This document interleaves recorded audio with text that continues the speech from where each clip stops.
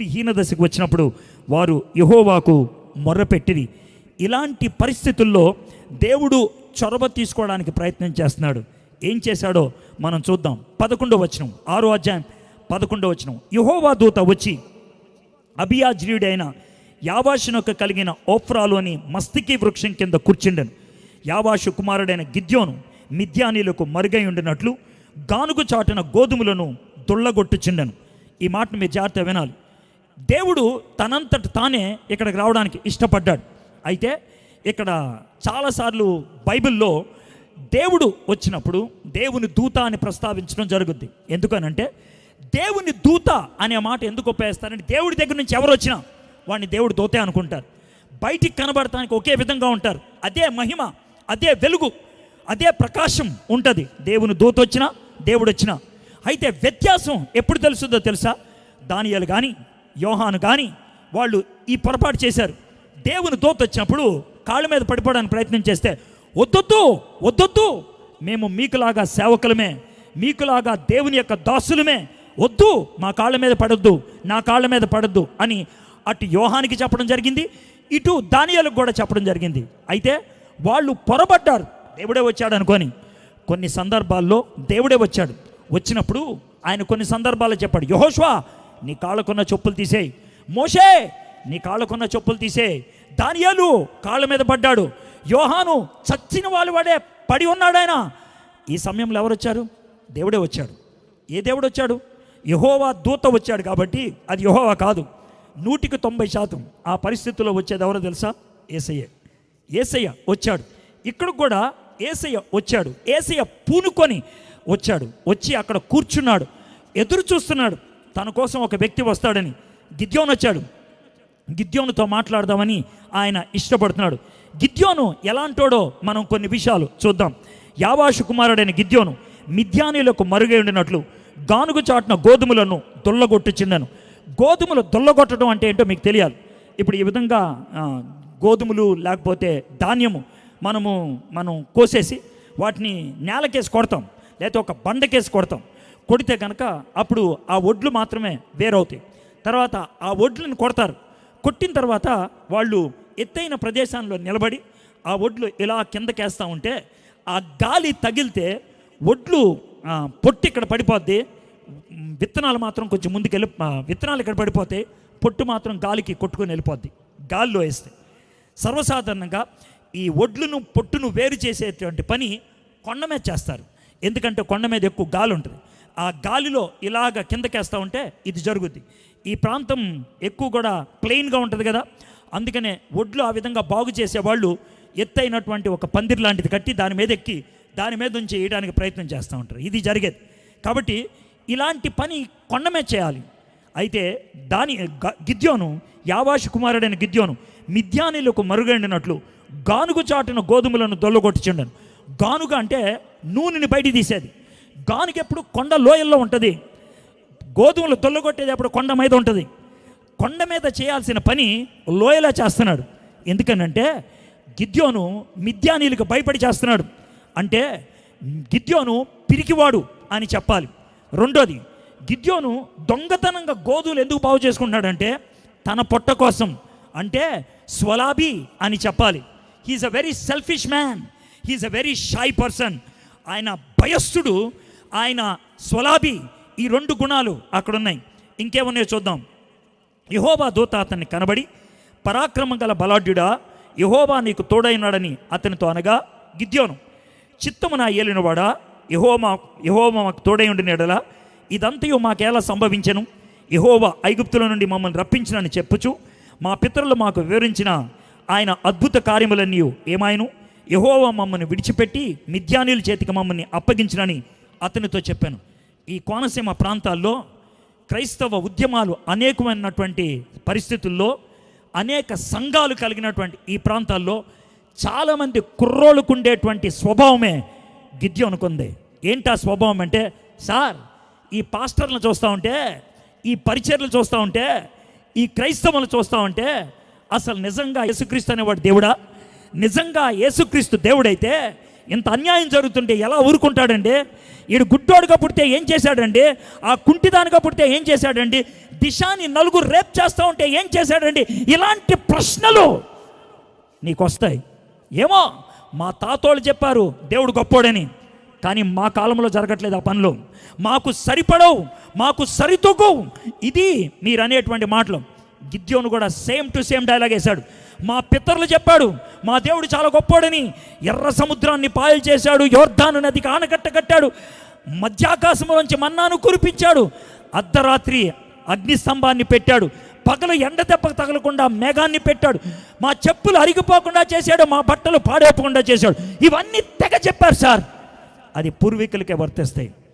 ఆ దేవుడు అయితే అబద్ధం, లేదా ఇప్పుడు మర్చిపోయాడు. Is not there. ఈ మాటల్లోనే మీరు కూడా అంటున్నారేమో, గిద్యోను స్కెప్టిక్, అనుమానించేవాడు. 3 గుణాలు గిద్యోను గురించి చెప్పాలనుకున్నాను. మొదటిది పిరికోడు, షాయ్. రెండోది ఆయన స్వలాభి, సెల్ఫిష్. మూడోది ఆయన స్కెప్టిక్, అనుమానం కలిగినవాడు. కానీ మీకు విషయం తెలుసా, అలాంటి గిద్యోన్నే దేవుడు పిలుచుకోవాలని ఇష్టపడుతున్నాడు. ఎవరు చెప్పారు భారతదేశంలో ఉజ్జీవం రావడానికి వీల్లేదని? ఎవరు చెప్పారు నీ జీవితాన్ని, నా జీవితాన్ని దేవుడు వాడుకోలేడని? God can use anybody who is sitting here. ఇక్కడ కూర్చున్న ప్రతి వ్యక్తిని దేవుడు వాడుకోగలడు. మన దేవుని సృష్టిలో ఏ వ్యక్తి పనికి మాలిన వాడు కాదు, పాడు చేయలేరు. నీ అధికారులు పాడు చేయలేరు. నీ జీవితాన్ని నువ్వే పాడు చేసుకోవాలి. అయితే నువ్వు పాడు చేసుకోవాలి, లేదా దేవుని కోసం నిలబడి నువ్వే ఒక నాయకుడిగా, నాయకురాలుగా అవ్వాలి. ఇప్పుడు నా రెండో క్వశ్చన్కి వెళ్తున్నాను. ఏంటి ఆ క్వశ్చన్ ఏంటంటే, దేవుడు గిద్యోన్ని ఎందుకు ఏర్పరచుకున్నాడు? దేవుడు గిద్యోన్లో ఏం చూశాడు? ఏ గుణగణాలను బట్టి దేవుడు గిద్యోన్ని వాడుకోవడానికి ఇష్టపడుతున్నాడు? నేను ఇక నుంచి 6-7 అధ్యాయాలు అక్కడక్కడ కొన్ని వచనాలు చూసి 5 గుణాలు మీ ముందు పెడతాను. 5 క్యారెక్టర్స్ ఐ ఫౌండ్ ఇన్ గిద్యోన్. గిద్యోన్లో చూసినటువంటి 5 గుణాలు. ఈ 5 గుణాలను బట్టి దేవుడు గిద్యోన్ని వాడుకోవడానికి ఇష్టపడ్డాడు. 14వ వచనం నుంచి నేను చదువుతాను, వినండి. అంతటా యెహోవా అతని తట్టు తిరిగి బలము తెచ్చుకొని వెళ్ళి మిద్యానీల చేతిలో నుండి ఇశ్రాయేలీయులను రక్షింపుము, నిన్ను పంపినవాడు నేనే అని చెప్పగా, అతడు చిత్తమున ఏలినవాడా, దేవుని సహాయం చేత నేను ఇశ్రాయేలుని రక్షింపగలను. నా కుటుంబము మనష్య గోత్రములో ఎన్నిక లేనిదే, నా పితరుల కుటుంబంలో నేను కనిష్ఠుడినైనా ఉన్నానని ఆయనతో చెప్పాను. అందుకు యెహోవా ఆయన, ఇక్కడ గిద్యోను చెప్తున్నటువంటి మాట ఏంటి తెలుసా? నేను చాలా చిన్నోడిని, మా కుటుంబం చాలా చిన్నది, నేను ఎలా పనికొస్తాను, నన్ను ఎలా అడుగుతున్నావు? దీంతో మనకు అర్థమవుతుంది దేవుడు ఒక సామాన్యుడి దగ్గరికి వచ్చాడు. God came to a common person. మనోడు పెద్ద పేరు ప్రఖ్యాతులు గడించిన వాడు కాదు, యూట్యూబ్లో అనేక లైకులు ఉన్నవాడు కాదు, ఫేస్బుక్లో ఆయన టాక్ ఇస్తే అనేక మంది చూసేవాళ్ళు కాదు. ఆధునిక పరిభాషలో చెప్పాలి అంటే, ప్రసంగానికి వెళ్తే ఆయన ప్రసంగాన్ని వినటానికి 1000 కొద్ది మనుషులు రారు. ఆయన ప్రసంగానికి వెళ్తే 4 బౌన్సర్లు ఉండరు. ఆయన ప్రసంగానికి వెళ్తే వెనకాల ముందు కాన్వాయ్ వెహికల్స్ ఉండవు. ఆయన ప్రసంగానికి వెళ్తే కోర్టు ఉండదు. ఆయన వాక్యం చెప్తే వాగ్దాటి ఉండదు. ఆయన ప్రసంగం చెప్తే ప్రపంచంలో ఎవడు వినడానికి ఇష్టపడకపోవచ్చు, but still God can use that person. దేవుడు ఆ వ్యక్తిని కూడా వాడుకోగలడు. ఇక్కడ గిద్యోను అంటున్నాడు, నాకు ఏముందని నువ్వు పిలుస్తున్నావు, నాలో ఏం చూసి నువ్వు పిలుస్తున్నావు, నేను దేన్ని బట్టి చేయాలి ప్రభు? What should I do? నాకేమీ లేదే, నా కుటుంబం చిన్నదే, నా పరిస్థితులు చిన్నవే, నా స్థితిగతులు ఎందుకు పనికిరానివే. ఇది ఆయన అంటున్నటువంటి మాట. అయితే దేవుడు గిద్యోన్ని వాడుకోవడానికి, ఒక కామన్ పర్సన్ని, ఒక సామాన్యుణ్ణి దేవుడు వాడుకోవడానికి ఆయన ఒక పని చేశాడు. మీరు బైబిల్ మొత్తంలో ఏ వచనాలు చూసినా చూడకపోయినా ఈ వచనం మాత్రం మీ కంటితో మీరు చూడాలని నేను ఆశపడుతున్నాను. న్యాయాధిపతుల గ్రంథం 6వ అధ్యాయం 34వ వచనం. ఒక్క సెంటెన్స్, వచనం అంతా చూడకపోయినా ఫస్ట్ హాఫ్ అయినా జాగ్రత్తగా వినండి. న్యాయాధిపతుల గ్రంథం 6వ అధ్యాయం 34వ వచనం. యెహోవా ఆత్మ గిద్యోనును ఆవేశించెను. యెహోవా ఆత్మ గిద్యోనును ఆవేశించెను అంటే అర్థం ఏంటి తెలుసా? నేను నల్లటి వ్యక్తిని, దాంట్లో ఎటువంటి అనుమానం లేదు. నా శరీరం నల్లగా ఉంటుంది, కానీ ఇప్పుడైతే ఒక ఎల్లో వ్యక్తిగా మీకు కనబడుతున్నాను. ఎందుకంటే పైన ధరించుకున్నది ఎల్లో షర్ట్, అందుకే మీకు ఎల్లోగా కనబడుతున్నాను నేను. కానీ నా శరీరం నల్లది. నల్లటి నా శరీరం నీకు కనబడట్లేదు, పైన ఉన్నటువంటి ఎల్లో రూపం మాత్రమే కంటుంది. అదే పని చేశాడు దేవుడు గిద్యోనుని ధరించుకున్నాడు. బయట ప్రపంచానికి కనబడేది గిద్యోను, కానీ లోనుండేది ఎవరు? దేవుడు. ఈరోజు దేవుడు నిన్ను అదే అడుగుతున్నాడు. నువ్వు అనుమతిస్తే నేను నిన్ను తగిలించుకుంటాను, నువ్వు ఒప్పుకుంటే నీ జీవితంలోకి నేను వస్తాను, నువ్వు అడిగితే, నువ్వు హృదయ ద్వారాన్ని తెరిస్తే నేను లోనకొచ్చి కూర్చుంటాను. When God sits inside us, దేవుడు మనలో కూర్చుంటే, దేవుడు మనలో ఉంటే మనము బాహుబలి కంటే గొప్పలం అవుతాం. దాంట్లో ఎటువంటి అనుమానం లేదు. ప్రపంచం మనకి భయపడుతుంది. ప్రపంచం భయపడటానికి కారణం చాకచక్యం కాదు, తనకున్నటువంటి పట్టాలు కాదు, తనకున్నటువంటి పట్టుదలనిచ్చే దేవుడు. ఆ పట్టుదలనిచ్చే దేవుడు లోనుంటే బయట ప్రపంచం మనల్ని పనికి మానవుడుగా చూడొచ్చు. గొలియాతు ముందు దావీదు నుంచోనుంటే, రేయ్ నేనేమన్నా కుక్కను అనుకున్నావురా, కర్రను తెచ్చావు, రేయ్ ఏంట్రా అని అరిచాడు. రేయ్ నువ్వు కుక్క కంటే హీనరా, నిన్ను చంపి నీ మాంసం కాకులకి గద్దలకేస్తా. ఆ మాట దావీదు ఎలా అనగలిగాడంటే తన్ని ధరించుకున్నటువంటి యేసుక్రీస్తుని బట్టి, తను ధరించుకున్నటువంటి దేవుడిని బట్టి. If God is inside you, దేవుడు నీలో ఉంటే నువ్వు వ్యవహారమే వేరు, నీ పద్ధతే వేరు. ప్యారిస్ పట్టణంలో ఒకసారి ఈ సంఘటన జరిగింది. ప్రపంచ ప్రఖ్యాతి గడించినటువంటి ఒక వయలనిస్ట్ ఆయన అన్నాడంట, నేను ప్రపంచంలో అతి ఖరీదైనటువంటి వయలన్ 2 వారాల తర్వాత పలానా రోజు పలానా స్టేడియంలో వాయించబోతున్నాను అన్నాడంట. ఆ రోజు స్టేడియం కిక్కిరిసిపోయి ఉన్నది. ఎందుకంటే ఈయన ప్రపంచ ప్రఖ్యాతిగాంచినటువంటి వయలనిస్ట్, ఆయన అతి ఖరీదైనటువంటి, ప్రపంచంలో అతి ఖరీదైనటువంటి వయలన్ మోగించబోతున్నాడు అని చాలామంది వచ్చి కూర్చున్నారు. ఆయన 6ంటికి వచ్చాడు, అందరినీ ఆయన గ్రీట్ చేశాడు. తాను డబ్బాలోంచి వయలన్ తీశాడు, అంతే దాన్ని వాయించడం మొదలుపెట్టాడు. కొద్దిసేపటికి కొంతమంది ఏడవటం మొదలుపెట్టారు, కొద్దిసేపటికి కొంతమంది భావోద్రేకానికి గురయ్యాడు. ఆయన వాయించేటువంటి ఆ సంగీతం ప్రజల గుండెల్ని తాకింది. సంగీతం మనుషుల్ని స్పృశిస్తుంది. అదే జరిగింది. ఏడవటం మొదలుపెట్టారు. 7:30కి ఆయన 1.5 సేపు వాయించిన తర్వాత వయలన్ అందరికీ చూపించాడు.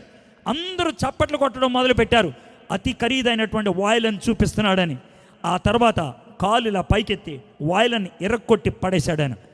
అందరూ అని అన్నారు, అతి ఖరీదైనటువంటి వయలన్ ఇరక్కొట్టేశావు, అతి ఖరీదైనటువంటి వయలన్ ఇరిపవతలు పడేశావు అని అంటే నవ్వటం మొదలుపెట్టాడు. అప్పుడు అన్నాడు, అది ఖరీదైన వయలన్ కాదు, రోడ్డు మీద కొనుక్కొచ్చాను 2 రూపాయలకి. ఊరికినే మీకు చెప్పాను ఖరీదైన వయలన్, అబద్ధం ఆడలేదు, నా దగ్గర ఉంది ఖరీదైన వయలన్ అని అప్పుడు తీశాడు.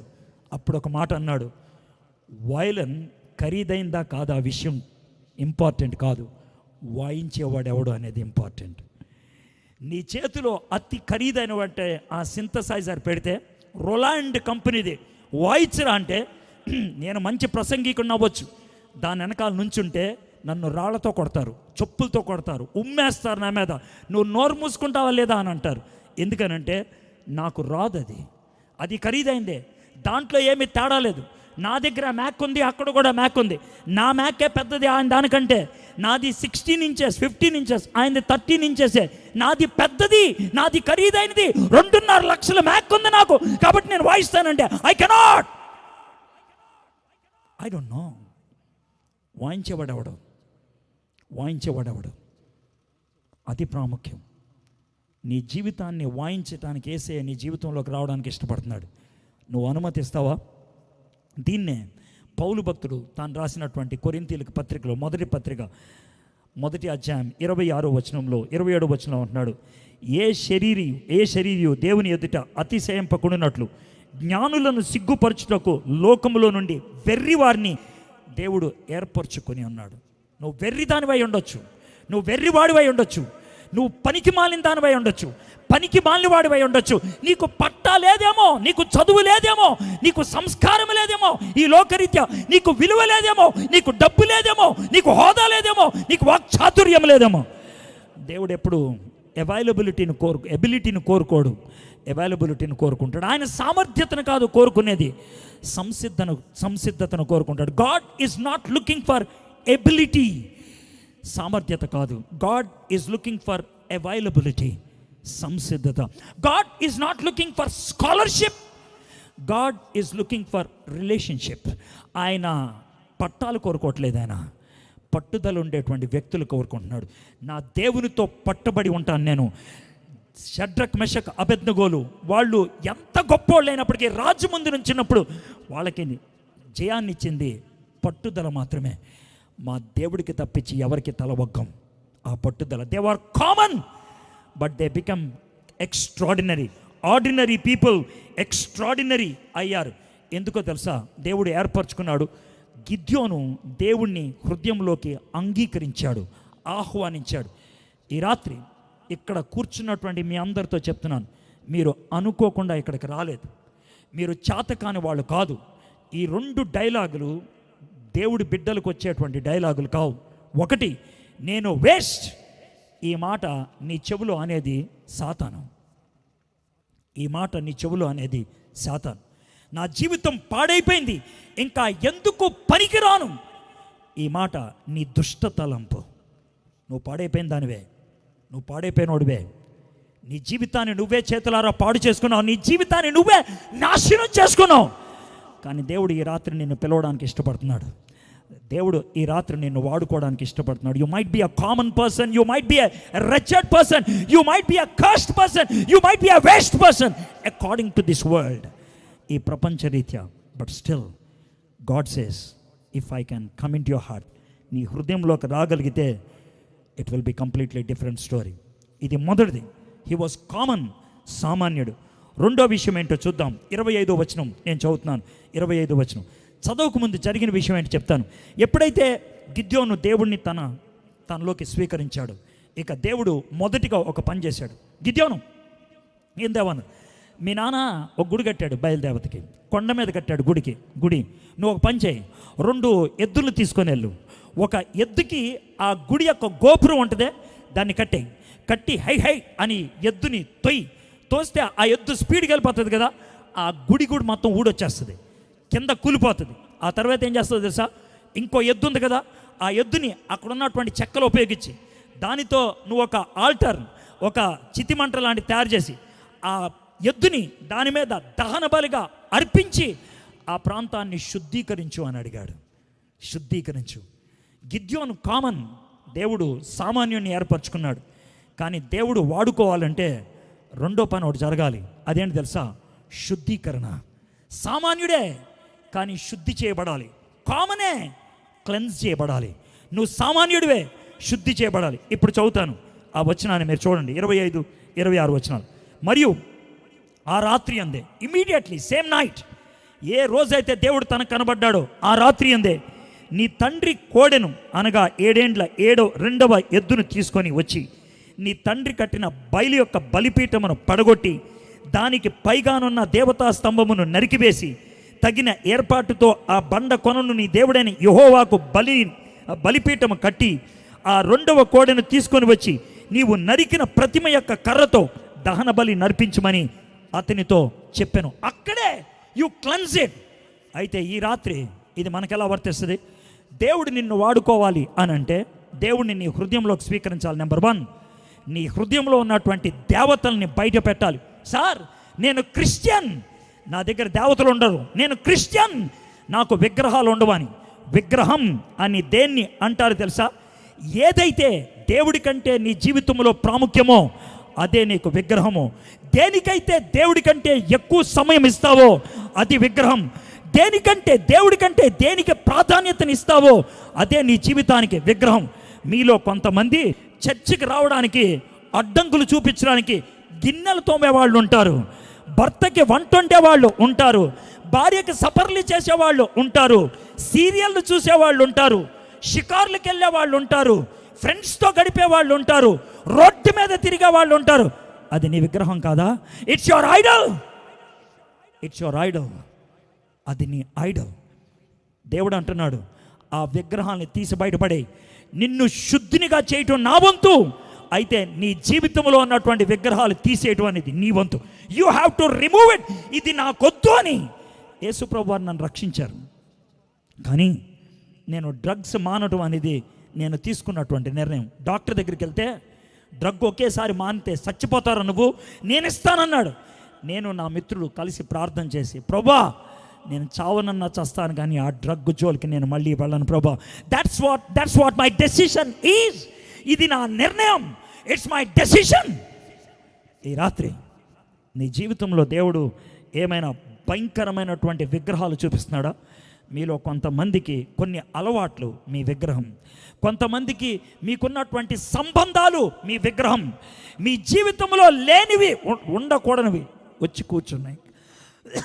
అది అక్రమ సంబంధం కావచ్చు, వ్యభిచార జీవితం కావచ్చు, తాగుడు కావచ్చు, సినిమాలు కావచ్చు, జూదం కావచ్చు, ఇష్టం వచ్చిన రోడ్డు మీద తిరగడం కావచ్చు. చర్చికి వచ్చి పవిత్రంగా కూర్చుంటే నీ బతుకు సరైపోతుందంటే కాదు. It's not. నీ జీవితాన్ని నువ్వు పవిత్రపరచుకోవడానికి ఇష్టపడాలి. You need to be willing to cleanse your self. నీ జీవితాన్ని పవిత్రపరచుకోవడానికి ఇష్టపడాలి.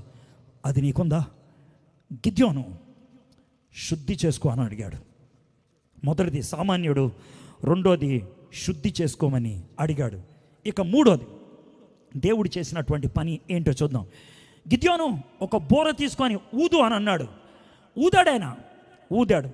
ఊదితే ఆ బోర శబ్దం యుద్ధానికి ఆహ్వానపు శబ్దం. ఆ దినాల్లో మనుషుల్ని పిలవాలంటే ఒక్కొక్క రకమైనటువంటి బోర ఊదుతారు. ఆ బోర ఊదడం బట్టి ఇది ఏంటో అర్థమైపోద్ది అనమాట. ఉదాహరణకి పోలీస్ వ్యాన్ వచ్చింది అనుకో, రే పోలీస్ వ్యాన్ వస్తుందిరా అని అంటాం, అర్థమైపోద్ది. ఆ శబ్దం సైరన్ వింటే అర్థమైపోద్ది. అంబులెన్స్ వస్తుందా, గంటల కారు వస్తుందిరా, ఫైర్ ఇంజన్ వస్తుందిరా. We have different kinds of vehicles. అదేవిధంగా అప్పట్లో వేరు బోర్లు ఉండేవి. ఈయన ఒక బోర ఊదాడు. ఆ బోర ఊదితే 32,000 మంది యుద్ధం చేయడానికి వచ్చారు. 32,000 మంది ఇశ్రాయేలీలు, 32,000 మంది గిద్యోను వెనకాల నుంచి, గిద్యోను మేము మీతో ఉన్నాం పద అని అన్నారు. కానీ అవతల మాత్రం 132,000 మంది ఉన్నారు. వీళ్ళు 32,000 మందే. గిద్యోనికి కొంచెం భయం వేస్తూ ఉండాలి, కానీ అక్కడ నిలబడ్డాడు. కానీ అప్పుడు దేవుడు చెప్తున్నాడు, గిద్యోను ఏంటయ్యా 32,000 మంది ఉన్నారు. అవునయ్యా, అదే నేను ఆలోచిస్తున్నాను. నువ్వు ఆలోచిస్తుంది వేరు, నేను ఆలోచిస్తుంది వేరు. ఏంటయ్యా మీరు ఆలోచిస్తుంది? వాళ్ళు చాలా ఎక్కువ. అవును, చాలా ఎక్కువ. కాబట్టి నువ్వు పని చేయి. మీలో పిరికోళ్ళు ఎవరన్నా ఉన్నారా? వెళ్ళిపోండి అని చెప్పు. మీలో ఎవరన్నా పిరికోళ్ళు ఉన్నారా? వెళ్ళిపోండి అని చెప్పు. ఆ దినాన్న పిరికోళ్ళు ఎవరిని ఉంటే వెళ్ళిపోండిరా, భయం వేస్తుంది అనుకున్న వాళ్ళు ఇక్కడ నుంచి వద్దురా అని అంటే 22,000 మంది వెళ్ళిపోయారు. 10,000 మందే మిగిలారు. చదువుతాను చూడండి ఆ భాగం. 7వ అధ్యాయం 2-3 వచనాలు చదువుతాను. యెహోవా ఏమన్నాడు తెలుసా? నీతోనున్న జనులు ఎక్కువ మంది, నేను వారి చేతికి మిద్యానీలను అప్పగింప తగదు. ఇశ్రాయేలీలు నా బాహుబలము నాకు రక్షణ కలిగి చేసిననుకొని నా మీద అతిశయించదురేమో.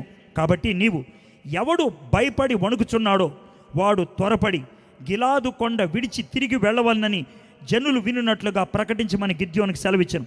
అప్పుడు జనుల్లో నుండి 22,000 మంది తిరిగి వెళ్ళిపోయారు. ఈ 22,000 మంది వెళ్తే 10,000 మంది, ఆ 10,000 మందితో గిద్యోను ఉండిపోయాడు. అంటే గిద్యోనుకున్నటువంటి 3వ లక్షణం, మొదటిది కామన్, సామాన్యుడు. రెండోది క్లెన్స్డ్, శుద్ధి చేయబడినవాడు. మూడోది కరేజియస్, శౌర్యము కలిగినటువంటి వాడు. దేవుడు గిద్యోనిని అసలు పిలిచిన విధానం చూస్తే గిద్యోనిని దేవుడు ఎలా చూస్తున్నాడో మనకు అర్థమవుద్ది. 6వ అధ్యాయం 12వ వచనం చదువుతున్నాను, వెనక్కి వస్తున్నాను, 6వ అధ్యాయం 12వ వచనం. యెహోవా దూత అతనికి కనబడి, పరాక్రమం గల బలాఢ్యుడా, యెహోవా నీకు తోడై ఉన్నాడని అతనితో అనగా, ఒక పిరికోణ్ణి, ఒక స్వలాభిని, ఒక అనుమానస్తుడిని పట్టుకొని ఈయన పిలిచే విధానం ఏంటి తెలుసా? బలాఢ్యుడా అని. ఇది ఎటకారమా? ఏమయ్యా నన్ను బలాఢ్యుడు అని పిలుస్తావు? ఒకవేళ నన్ను ఎవరైనా చూసి hello mister union, mister universe అని నన్ను పిలిస్తే ఎలా ఉంటుంది? హలో 6 ప్యాక్ బాడీ అని అంటే ఎలా ఉంటుంది? అరే ఈడు కనీసం 1/4 ప్యాక్ కూడా లేడు, ఈడేంట్రా 6 ప్యాక్ అని అంటారు మీలో చాలామంది. ఎస్, నాకు ఆ విధమైనటువంటి శారీరక సౌష్ఠ్యత లేదు. I don't have physique. But when God looks at me, ఆ దేవుడు నన్ను చూసినప్పుడు మైటీ వారియర్ అని అంటాడు. ఎందుకంటాడు తెలుసా? అలాగా ప్రపంచం అంతా మనం ఏంటో ఇప్పుడు అది చూస్తారు, మనం కూడా అలాగే చూసుకుంటాం. కానీ దేవుడు అలా చూడ్డు.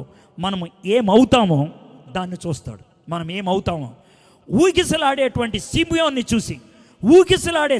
చూసి పేతురు అని పిలిచాడు. పేతురు అంటే ఏంటి తెలుసా? బండ. ఊగిసలాడేవాడు బండ ఏంటండి? కానీ వాడు బండ అవుతాడు. నాకు తెలుసు. దీనికి మీకు బాగా అర్థం అవడానికి ఒక చిన్న ఉదాహరణ ఇస్తాను. మీరు ఎవరన్నా హైదరాబాద్ సాలార్జంగ్ మ్యూజియంకి వెళ్తే, సాలార్జంగ్ మ్యూజియంలో కొన్ని చాలా అద్భుతమైనటువంటి కళాఖండాలు ఉన్నాయి. కొన్ని నిజమైనవి కాదు, కానీ నమూనా మాత్రమే. అందుట్లో ఒక నమూనా గురించి ఇప్పుడు నేను మాట్లాడబోతున్నాను. అదేంటనంటే, ఈ విధంగా నుంచోనున్నటువంటి ఒక రాతి శిల్పం ఇలా నుంచొని ఉంటుంది శిల్పం, అర్థమైందా? అయితే దాన్ని మోషే అని కింద రాశారు, మోషే. దాన్ని మైకల్ యాంజిలో అనేటువంటి ఆయన, ఆ శిల్పకారుడు దాన్ని చిత్రీకరించాడు, దాన్ని తీశాడు, తయారు చేశాడు. ఎలా తయారు చేశాడంటే చరిత్ర చెప్తుంది. రోడ్డు మీద వెళ్తా ఉంటే ఒక పెద్ద బండ కనబడిందంట. మైకల్ యాంజిలో బండ చూసి వెళ్ళిపోయాడు. ఒక బండ రాయి. మళ్ళీ వచ్చాడు, సాయంత్రం చూస్తూ ఉన్నాడు కొంచెం ఎక్కువసేపు. తర్వాత రోజు వచ్చి అలాగే నుంచో ఉండిపోయాడు. ఇదేంటి పిచ్చోళ్ళలాగా బండ చూస్తున్నాడు అని అనుకున్నారు. తర్వాత రోజు వచ్చి ఒక 7 పన్నోళ్ళని తీసుకొచ్చి, రై ఈ బండ మా ఇంట్లో పెట్టండి రా. సార్ ఇది బండ సార్. నోరు మూసుకొని పెట్టరా అని అన్నాడు. తలుపులు వేసేసుకొని బండ ముందు ఆయన కుర్చీ వేసుకొని 3 రోజులు ఆ బండను అలాగే చూస్తూ ఉన్నాడు. 3 days బండ అలాగే చూస్తూ ఉన్నాడు. 3 రోజుల తర్వాత నెమ్మదిగా ఒక సుత్తి, ఒక ఉలి తీసుకొని కొన్ని ముక్కలు చెక్కేయడం మొదలుపెట్టాడు. పైనుంచి కింద దాకా చెక్కుకుంటూ వచ్చాడు. చివరిగా నేల మీదకి వచ్చి అక్కడ చెక్కుతున్నాడు. చెక్కి ఇలా చూశాడు. చూస్తే ఇలా నుంచున్న మనిషి, ఆ మనిషి కాళ్ళు పట్టుకొని ఊపి, నౌ స్పీక్ మోసెస్ అన్నాడంట. మోషే మాట్లాడని. రాయి మాట్లాడుతుందా? మాట్లాడదు.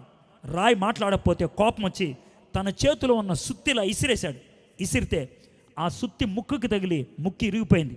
ఇరిగిపోయిన ముక్కుతో ఆ బొమ్మ ఉంటుంది ఇప్పటికి కూడా. ఎందుకు ఇరిగిపోయిందంటే ఆ శిల్పకారుడు ఆ విధంగా చిత్రీకరించాడు. దీన్ని నేను ఎందుకు చెప్పానంటే, ప్రపంచమంతా పనికి మాలిన బండను చూసింది, ఆ బండలో అద్భుతమైన ఒక మోషే రూపాన్ని చూశాడు మైకల్ యాంజిలో. నువ్వు దరిద్రురాలివి, దరిద్రుడివి, పనికి మాలిన వాడివి, పనికిరాని దానివి, but that's what the whole world looks at you. కానీ దేవుడు నీలో ఒక ధైర్యం కలిగిన వ్యక్తిని, ఒక సాహసం చేయగలిగే వ్యక్తిని, ఒక అమోఘమైన శక్తి కలిగినటువంటి వ్యక్తిని దేవుడు నీలో చూడగలుగుతున్నాడు. కరేజియస్. ఆయన నీలో ఆ కరేజ్ చూడటానికి ఇష్టపడుతున్నాడు. పౌలు భక్తుడు తిమోతికి ఉత్తరం రాస్తూ ఈ మాట అన్నాడు. తిమోతి, దేవుడు మనకిచ్చినటువంటి ఆత్మ పిరికి ఆత్మ కాదు, ధైర్యాన్ని ఇచ్చేటువంటి ఆత్మ, శక్తినిచ్చేటువంటి ఆత్మ. యేసుక్రీస్తు ప్రభువారు ఆయన ఎత్తి వెళ్ళిపోయబడక ముందు శిష్యుని పిలిచి, భయపడకండి, నేను పరిశుద్ధాత్మను పంపిస్తాను, ఆయన వచ్చినప్పుడు మీకు శక్తి వస్తుంది. అపోస్తల కార్యం 1వ అధ్యాయం 8వ వచనం. దేవుడు మనకి శక్తినిస్తాడు. When God comes in to us, we get that courage.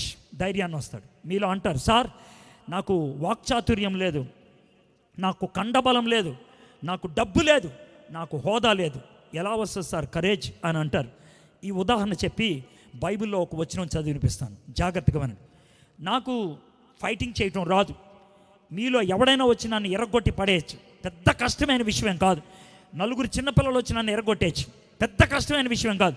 I don't know how to fight. నాకు ఫైట్ చేయటం రాదు, నాకు కొట్లాడటం రాదు, నాకు కిక్ బాక్సింగ్ రాదు, నాకు కరాటే రాదు, నాకేమీ రాదు. I can be easily thrown down. కానీ ఒక్క మాట చెప్తున్నాను, నా భార్యని ఒక 4 కుర్రోళ్ళు రేప్ చేయడానికి వచ్చారనుకోండి, అప్పుడు కూడా నేను చేతకానని అనుకొని చేతులు కట్టుకొని ఊరుకుంటానా? లేదు. నా శక్తినంతా ఉపయోగించి అడ్డు నిలబడతాను. ఆ రోజు నాకు వచ్చినటువంటి ధైర్యం నా కండబలాన్ని బట్టి వచ్చింది కాదు, నా గుండె బలాన్ని బట్టి వచ్చింది కాదు, ప్రేమను బట్టి వచ్చింది.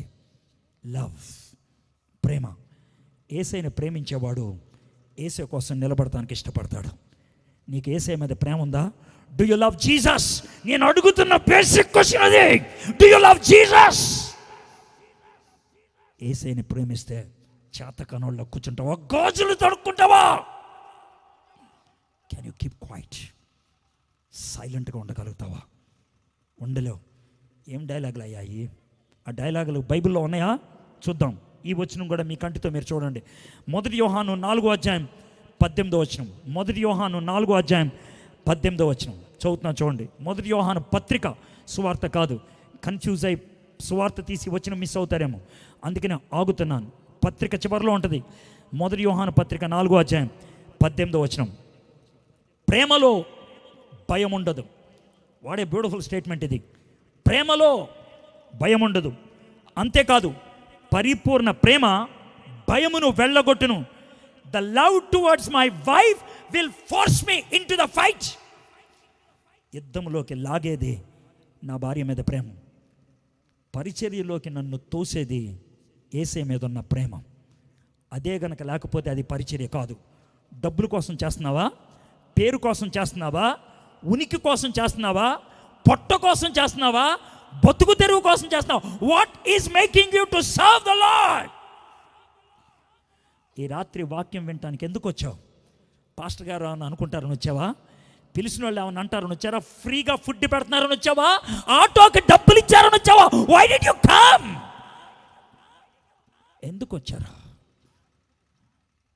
If you don't have love, ప్రేమ లేకపోతే అది పరిచర్య కాదు. ప్రేమలో భయం ఉండదు. అంతేకాదు, పరిపూర్ణ ప్రేమ భయమును వెళ్ళగొట్టును. భయము దండనతో కూడినది. భయపడువాడు ప్రేమయందు పరిపూర్ణము చేయబడిన వాడు కాడు.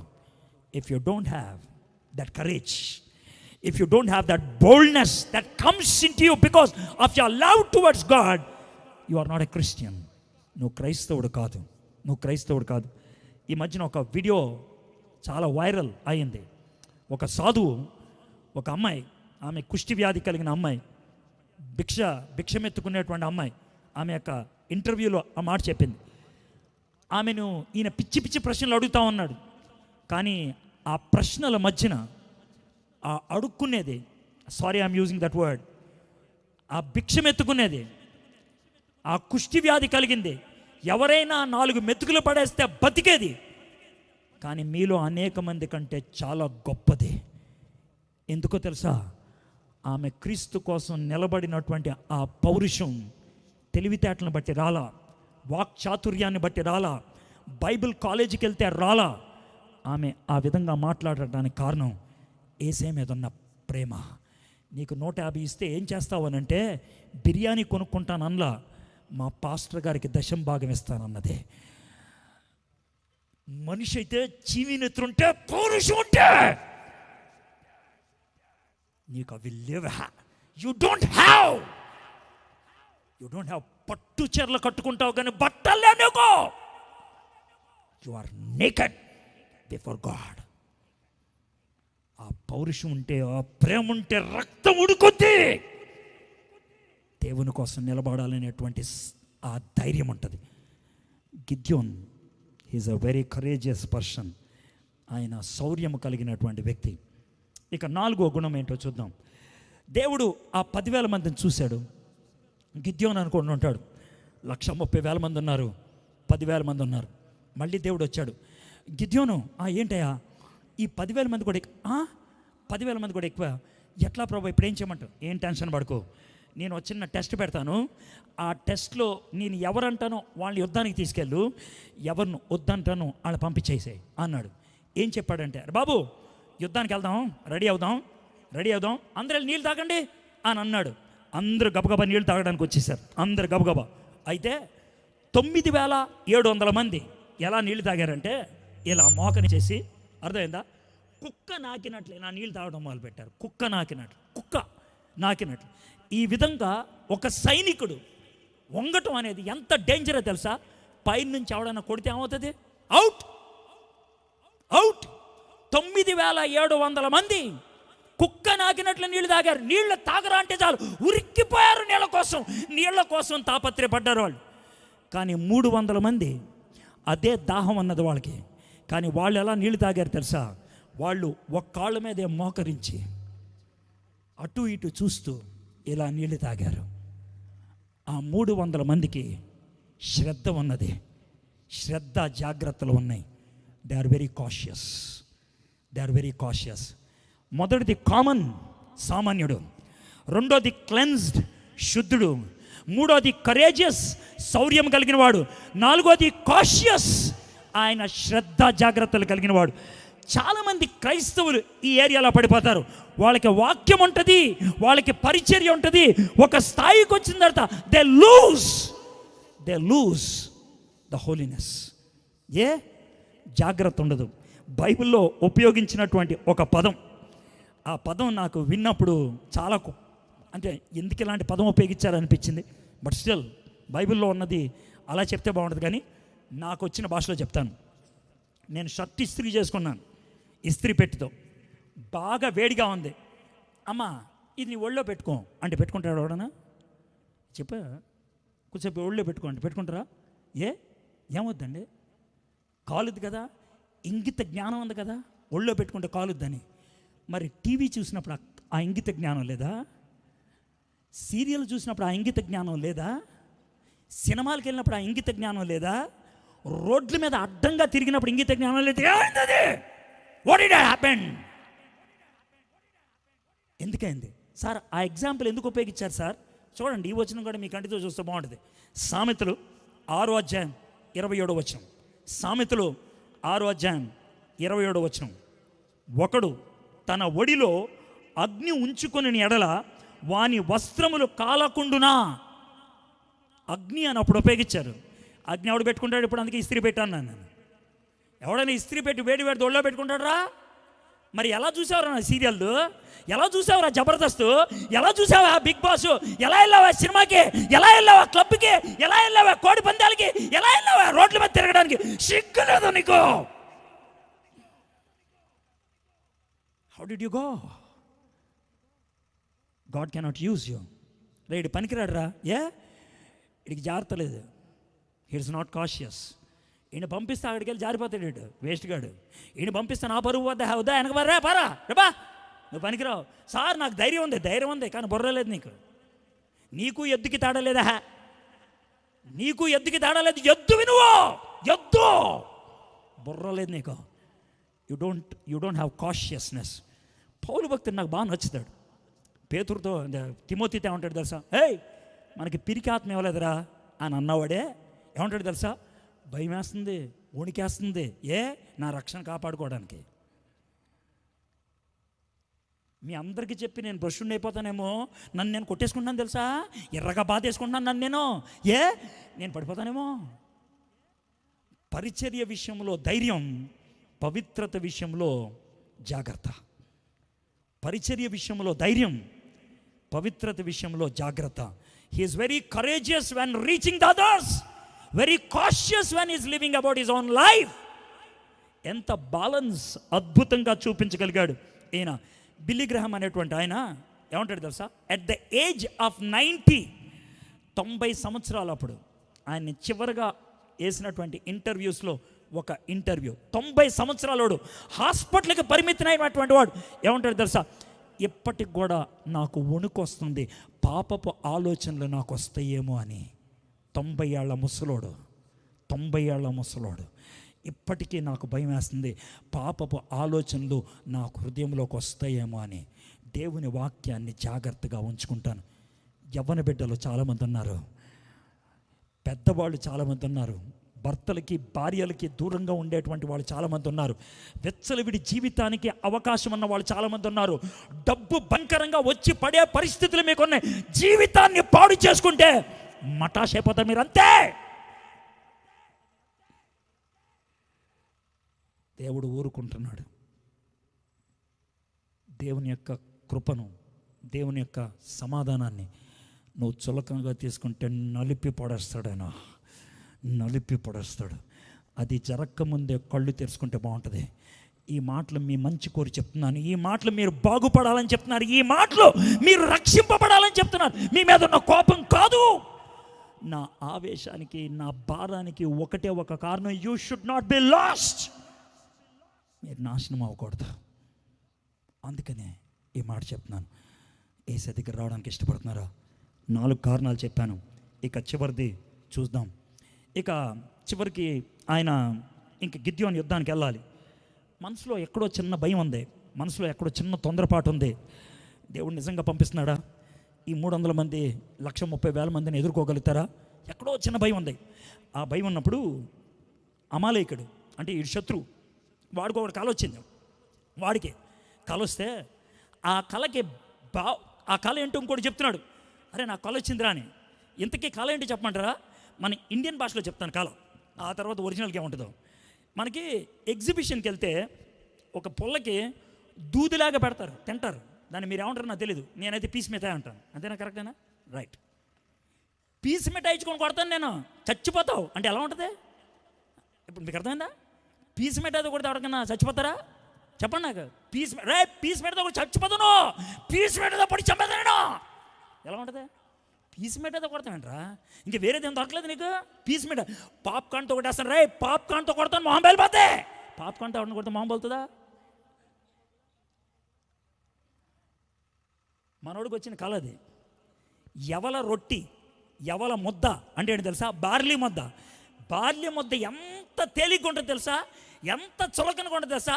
అది దొర్లుకుంటూ వచ్చిందంట, వచ్చింత పెద్ద టెంట్కి తగిలితే అది పడిపోయిందంట. దూదొచ్చి పుడితే పడిపోవడమేంట్రా అని అంటే పక్కునోడికి అర్థమైపోయింది. నాకు అర్థమైందిలే, అది ఇదే మన గిద్యోను. ఆ గాలికి ఎగిరిపోయేవాడే మన గిద్యోను, ఆ విలువ లేనివాడే గిద్యోను. ఇశ్రాయేల్ దేశంలో అతి తక్కువ రేటు పలికే ఆహార పదార్థం ఏదైనా ఉన్నదంటే అది ఎవల రొట్టి, గోధుమ రొట్టి కాదు. గోధుమ రొట్టి కంటే చవక, పనికి మాలింది. దాంతో పోల్చాడు. ఆ కళ వస్తే ఆ కళకి భావం వాడికి ఆడే చెప్పేసుకుంటారే, ఈ కళకి భావం నాకు అర్థమైపోయింది, దేవుడు మన గిద్యోనికి అప్పగిచ్చేశాడు. ఆ మాట చెప్తే శత్రువు గుండెల్లో కలిగినటువంటి భయం గిద్యోనికి ఏం కలిగించింది? సంపూర్ణ నిశ్చయత. సంపూర్ణ నిశ్చయత. ఇది 5వ గుణం, కాన్ఫిడెన్స్. మొదటిది కామన్, సామాన్యుడు. రెండోది క్లెన్స్డ్, శుద్ధి చేయబడ్డవాడు. మూడోది కరేజియస్, శౌర్యం కలిగినవాడు. నాలుగోది కాషియస్, శ్రద్ధ జాగ్రత్తలు కలిగినవాడు. ఐదోది కాన్ఫిడెంట్, సంపూర్ణ నిశ్చయత కలిగినవాడు. గిద్యోనులో గొప్ప నిశ్చయత వచ్చింది, యుద్ధానికి వెళ్ళిపోవడానికి ఇష్టపడ్డాడు. చదువుతాం ఆ వచనాలు. 7వ అధ్యాయం 12వ వచనం. మిద్యానీలను అమాలేకులను తూర్పు వారును లెక్కకు మిడతల వలె ఆ మైదానంలో పరుండి ఉండిరి. వారి ఒంటెలు సముద్ర తీరమందున్న ఇసుక రేణువుల కంటే ఇసుక రేణువుల వలె లెక్కలేనివై ఉండెను. గిద్యోను వచ్చినప్పుడు ఒకడు తాను కనిన కలను తన చెలికానికి వివరించుచుండెను. ఎట్లనగా, నేను ఒక కలగంటిని, అదేమనగా ఎవల రొట్టె ఒకటి మిద్యానీల దండులోకి దొర్లి ఒక గుడారమునకు వచ్చి దాన్ని పడగొట్టి తల క్రింది చేసినప్పుడు ఆ గుడారము పడిపోయినని చెప్పాను. అందుకు వాని చెలికాడు, అది ఇశ్రాయేలీయుడైన యావాషు కుమారుడకు గిద్యోను ఖడ్గమే కానీ మరేమీ కాదు. దేవుడు మిద్యానీలను ఈ దండంతను అతని చేతికి అప్పగించబోచున్నాడని ఉత్తరమిచ్చాను. శత్రువుల గుండెల్లో భయము రేగింది. నేను చిన్న ప్రశ్న అడుగుతాను. మొదటి దానికి చాలా సులభంగా జవాబు చెప్తారు, రెండో దానికి కొంచెం భయపడతారు. మొదటిది, మీ అందరి పేర్లు దేవుడికి తెలుసా? మీ అందరి పేర్లు, ఎవరి పేరు దేవుడు మర్చిపోయాడా? ఎవరి గురించి అని దేవుడు మర్చిపోతాడా? అందరి పేర్లు దేవుడు తెలుసు. మీ అందరి హృదయాల్లో ఏమన్నాయో దేవుడు తెలుసా? తెలుసు. మీరందరూ ఇప్పుడు ఏ స్థితిలో ఉన్నారు దేవుడు తెలుసా? తెలుసు. You are right. ఇప్పుడు రెండో ప్రశ్న అడుగుతున్నాను, జాగ్రత్త జవాబు చెప్పండి. మీ అందరి గురించి సాతానికి తెలుసా?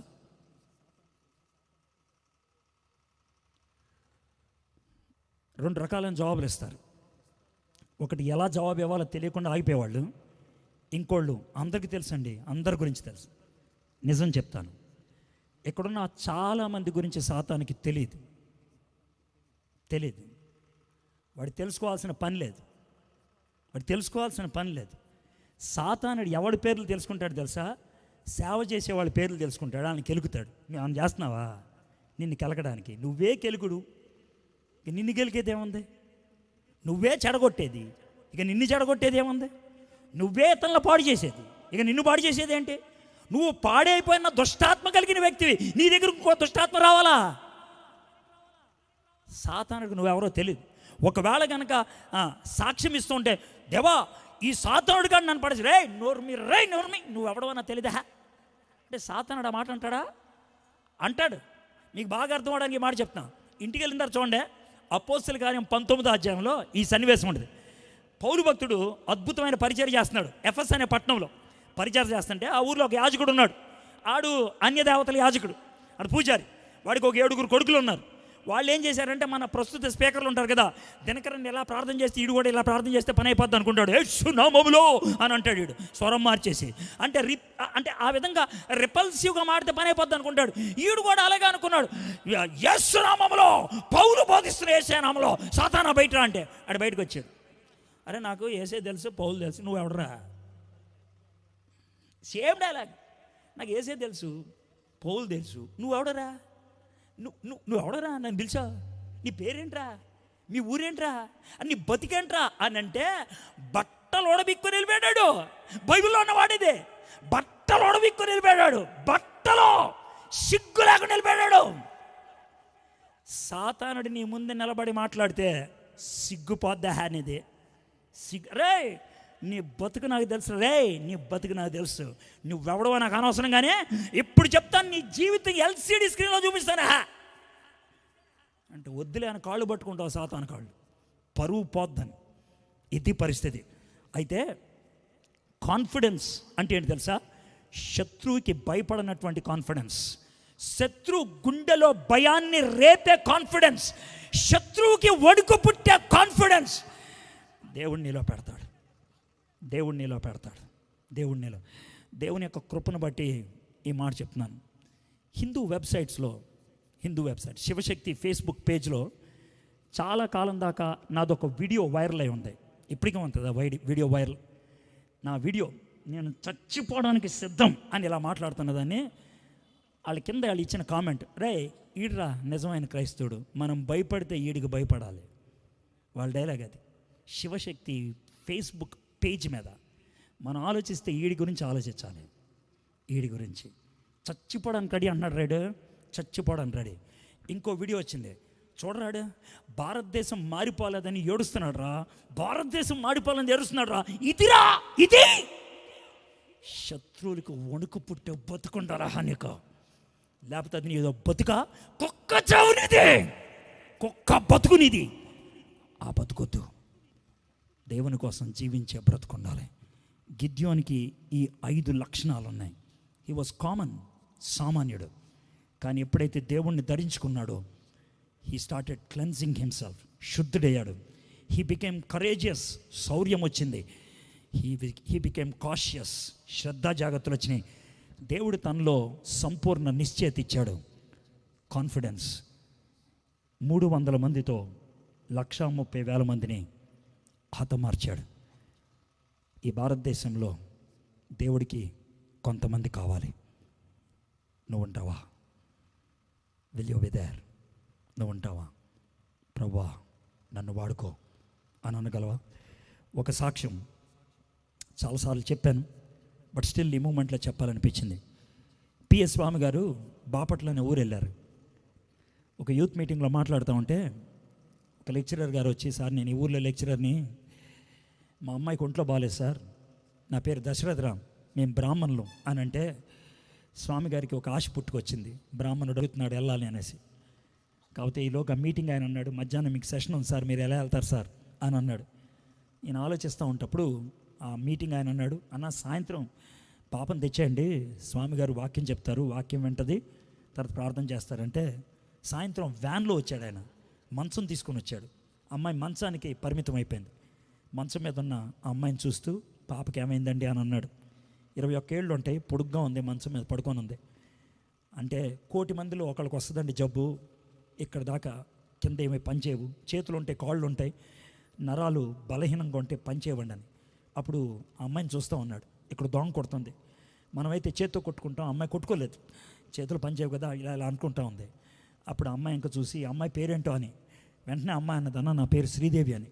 ఓ ఈ అమ్మాయికి మాట్లాడుతూ వచ్చానమాట అని, చెల్లి ఏమని ప్రార్థన చేయమంటావు అని అడిగితే, అన్న 2 వారాల క్రితం కరుణామేడి సినిమా చూసా, మారు మనసు పొందాను, నాన్నగారిని బ్రతిమలాడితే ఓ బైబిల్ కొనుక్కొచ్చారు, ప్రతిరోజు కొన్ని వచనాలు చదువుతారన్నయ్య, అయితే మా బాధ ఏంటనంటే నాన్నగారికి కానీ నాకు కానీ బైబిల్ కొంచెం అర్థం కావట్లేదు, మేము ఉత్తరం రాస్తాం, జవాబు రాస్తారంటే దాని ఏముందమ్మా తప్పకుండా, ఇంకేమన్నా ప్రార్థన అవసరం ఉందంటే, అన్నయ్య నాన్నగారు బైబిల్ చదువుతున్నారంటే నా మీద పిచ్చి ప్రేమ, అంతేగాని ఆయన మారు మనసు పొందలేదు, నాన్నగారు మారు మనసు పొందేటట్లు ప్రార్థన చేయండి. చేస్తానమ్మా, ఇంకేమన్నా ఉందా?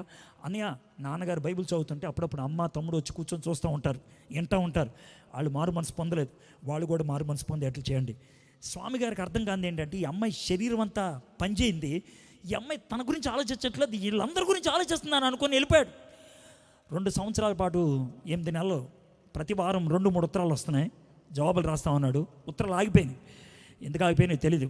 2011లో మళ్ళీ వెళ్ళాడు మీటింగ్కి. వెళ్తే ఒక కుర్రోడు వచ్చి, అన్న శ్రీదేవి అంటే మిమ్మల్ని రమ్మంటుందనంటే, ఓ ఈ అమ్మాయి ఇంకా బతికే ఉందా అనుకొని వెళ్ళాడు. పెద్ద ఇల్లు, 3 అంతస్తులు.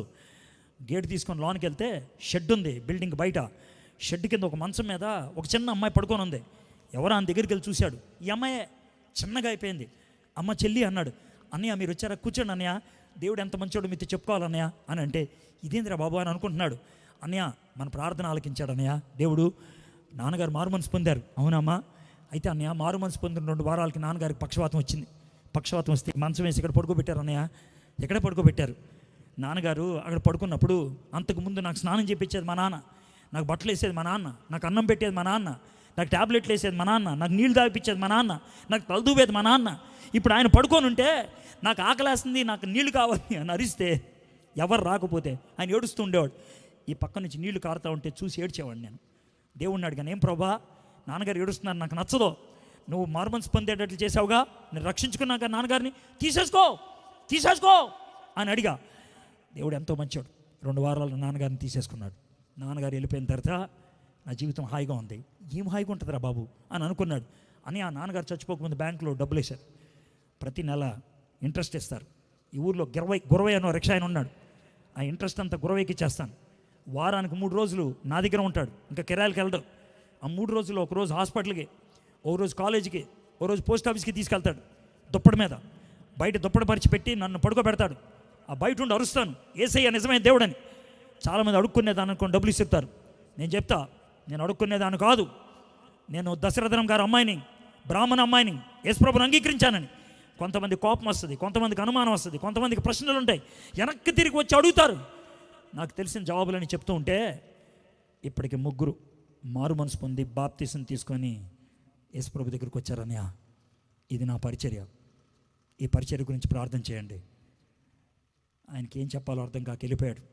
2016లో మళ్ళీ వచ్చాడు. 5 ఏళ్ల తర్వాత ఒక మీటింగ్లో కూర్చొని ఉన్నాడు. పక్కన శ్రీనివాస్ గారు అని పాస్టర్ గారు ఉన్నారు.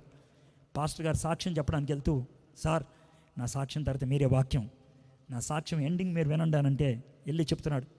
సాక్ష్యం ఎండింగ్లో, ఈరోజు నాకు సాక్ష్యం చెప్పడం దేవుడు నాకు ఇచ్చిన భాగ్యం, నా ఆత్మీయ తల్లిని ప్రభువులోకి నడిపించిన ఆయన ఇప్పుడు వాక్యం చెప్తాడు అని అన్నాడు. అప్పుడు అర్థమైంది శ్రీదేవి అని. వచ్చి పక్కన కూర్చున్నప్పుడు, తమ్ముడు చెల్లి ఎలా ఉంది అని, అది తెలీదా, చెల్లి చనిపోయిందన్న. చెల్లి చనిపోయింది. చనిపోకముందు పరిచర్య బాగా చేసిందా? చాలా బాగా చేసిందన్న. తాను చనిపోయే లోపల ప్రభువుని ఎంతమందికి పరిచయం చేసిందో, ఎంతమంది ప్రభు దగ్గరకు వచ్చారో తెలిస్తే మీకు అర్థమవుద్దన్న. ఎంతమంది అమ్మ? 800 మంది యేసు ప్రభుని సొంత రక్షకుడిగా అంగీకరించారు. 800 మంది. నేను ఎప్పుడూ జరిగిన విషయం చెప్పట్లేదు, 2016లో ఎక్కడో జరిగిన విషయం చెప్పట్లేదు. గుంటూరు జిల్లాలో బాపట్లలో ఈమె రోడ్డు మీద పడిపోయి ఉండే అమ్మాయి, అడుక్కునే అమ్మాయి అనుకుంటారు, కానీ 800 మందిని ప్రభు దగ్గరికి నడిపించింది. ఈరోజు ఆమె బంగారు వీధుల్లో నడిస్తే అక్క అక్క అని పిలిచేవాళ్ళు 800 మంది ఉంటారు. నిన్నెవరైనా పిలుస్తారా? నీకు చేతులున్నాయి, కాళ్ళున్నాయి, అందం ఉంది, ఐశ్వర్యం ఉన్నది, హోదా ఉంది, డబ్బు ఉంది, కార్లు ఉన్నాయి, గ్యాడ్జెట్లు ఉన్నాయి, కంప్యూటర్లు ఉన్నాయి, ల్యాప్టాప్లు ఉన్నాయి, అన్నీ ఉన్నాయి. ఒకటి లేదు, సిగ్గు లేదు నీకు, సిగ్గు పౌరుషం లేదు నీకు. యూ డోంట్ హ్యావ్ పౌరుషం లేదు. ఆ కుక్కలకి తేడా లేదు. ఇంకో కుక్క ఇచ్చే ఫుడ్ కోసం కొట్టుకుంటే మనం కూడా ఈ ఆస్తి కోసం కొట్టుకుంటున్నాం. That's all. తలంచండి, చిన్న ప్రార్థన చేసుకుని ముగించుకుందాం. ప్రార్థన చేయకముందు 15 seconds మీకు టైం ఇస్తాను, అంతే. Only 15 seconds. ఈ 15 సెకండ్లో నేను కూడా సామాన్యుడినే, కానీ మీరు నా హృదయంలోకి రండి ప్రభువా, నన్ను వాడుకోండి. నేను కూడా సామాన్యురాల్నే, నా హృదయంలోకి రండి ప్రభువా, నన్ను వాడుకోండి అని మీలో ఎవరన్నా చెప్పడానికి ఇష్టపడుతున్నారా? వాళ్ళు మాత్రమే ఉన్న చోటన లేచి నిలబడండి. 15 సెకండ్స్ టైం ఇస్తాను, తర్వాత నేను ప్రార్థన చేసి ముగిస్తాను. లేచి నిలబడిన వాడు తలంచి కళ్ళు మూసుకోండి.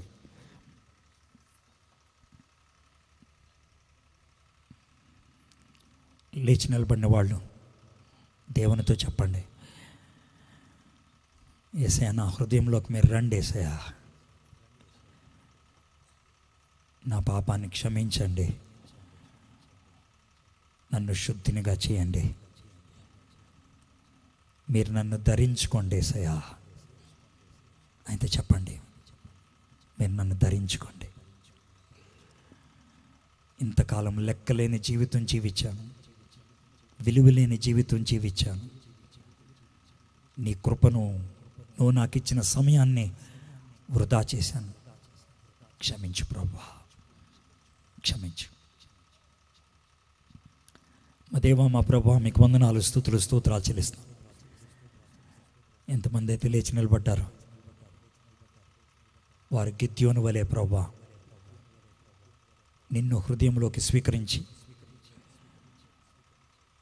నీకోసం ప్రభువా వాళ్ళు యోధులుగా, నాయకులుగా, నాయకులుగా ఉండగలుగుటకు సహాయం చేయమని, వీరి ద్వారా భారతదేశాన్ని ప్రభువా మీరు గెలుచుకోమని, ఈ వాక్యాన్ని మా జీవితానికి ఆశీర్వాదకరంగా చేయమని యేసు నామములో ప్రార్థన చేయించున్నాం తండ్రి. ఆమేన్.